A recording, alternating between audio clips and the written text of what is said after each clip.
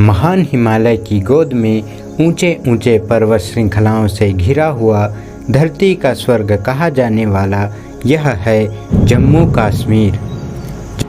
जम्मू कश्मीर अपने ऊंचे ऊंचे पर्वतों, झीलों एवं यहाँ पर बिछी बर्फ़ के सफ़ेद चादरों के लिए जाना जाता है। यहाँ की मनमोहक दृश्य प्राणियों को जन्नत का सा एहसास कराती है।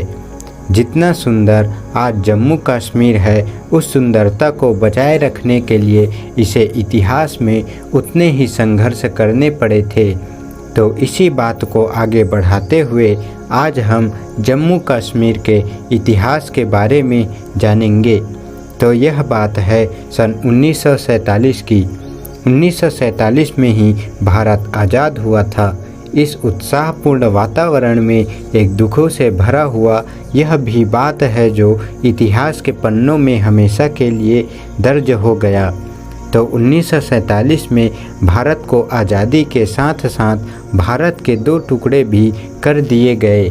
लेकिन 1947 में भारत के विभाजन के समय रियासतों के पास 3 विकल्प थे। पहला कि वो भारत में मिल जाए, दूसरा कि वो पाकिस्तान में शामिल हो जाए और तीसरा कि वह स्वतंत्र रहे। हरि सिंह जो उस समय जम्मू कश्मीर के महाराजा थे, वे चाहते थे कि वह एक स्वतंत्र देश की स्थापना करे। लेकिन वर्तमान के आज़ाद कश्मीर और गिलगित बाल्टिस्तान में मुसलमान पाकिस्तान में शामिल होना चाहते थे। इसीलिए बसंत ऋतु आते आते रावलपिंडी डिवीज़न की सीमा से लगे पुंछ में महाराजा हरि सिंह के खिलाफ विद्रोह शुरू हो गया, जिसका पूरा साथ पाकिस्तानी सैनिकों ने दिया।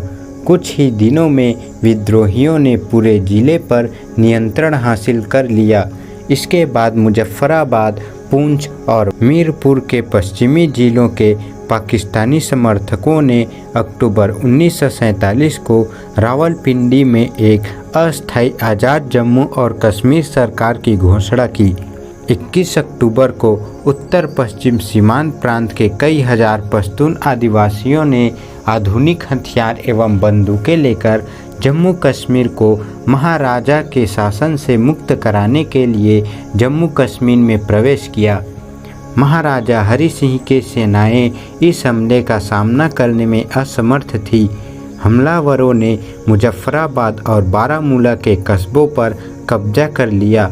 इस हमले से डरे हुए महाराजा हरि सिंह ने भारत से सैन्य सहायता देने की अनुरोध की, जिसके जवाब में कहा गया कि जब तक जम्मू कश्मीर भारत में शामिल नहीं होगा तब तक वह उसकी मदद नहीं कर सकता। तब 26 अक्टूबर 1947 को महाराजा हरि सिंह ने विलय पत्र के दस्तावेजों पर हस्ताक्षर कर दिए।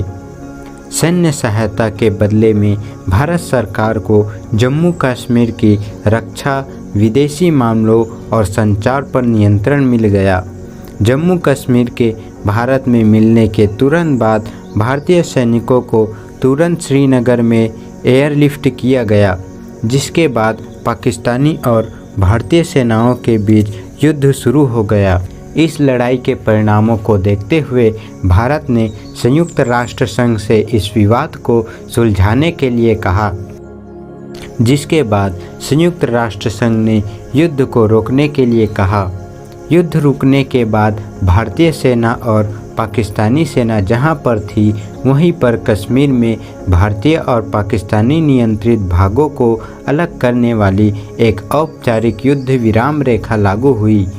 भारत के साथ 1949 के युद्ध विराम समझौते के बाद पाकिस्तानी सरकार ने कश्मीर के जिस क्षेत्र पर पाकिस्तान की नियंत्रण थी, उसे 2 भागों में विभाजित कर दिया। पहला आज़ाद जम्मू और कश्मीर, जिसकी लंबाई 400 किलोमीटर और चौड़ाई 15 से 65 किलोमीटर है, और दूसरा गिलगित बाल्टिस्तान, जिसका क्षेत्रफल 72,496 वर्ग किलोमीटर है। इन 2 क्षेत्रों में विभाजित कर दिया। पाकिस्तान ने अपने नियंत्रण वाले कश्मीर के एक छोटे से हिस्से को सन 1963 में भारत के किए गए अनेकों विरोधों के बाद भी चीन को सौंप दिया।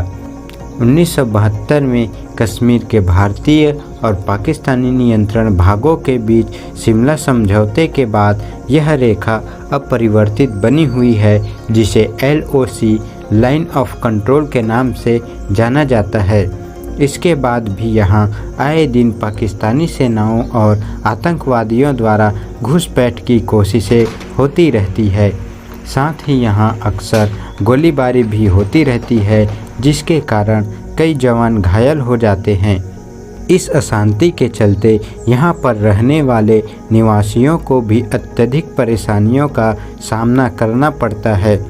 इस अशांति के बावजूद भी यहाँ पर पर्यटकों की अच्छी खासी संख्या देखी जा सकती है।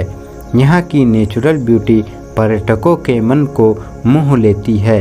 जम्मू कश्मीर की सुंदरता पर जल्द ही एक और वीडियो आने वाली है, जिसके लिए चैनल को सब्सक्राइब जरूर कर लेना और अच्छा लगा हो तो लाइक ज़रूर करना। वीडियो देखने के लिए धन्यवाद। जय हिंद।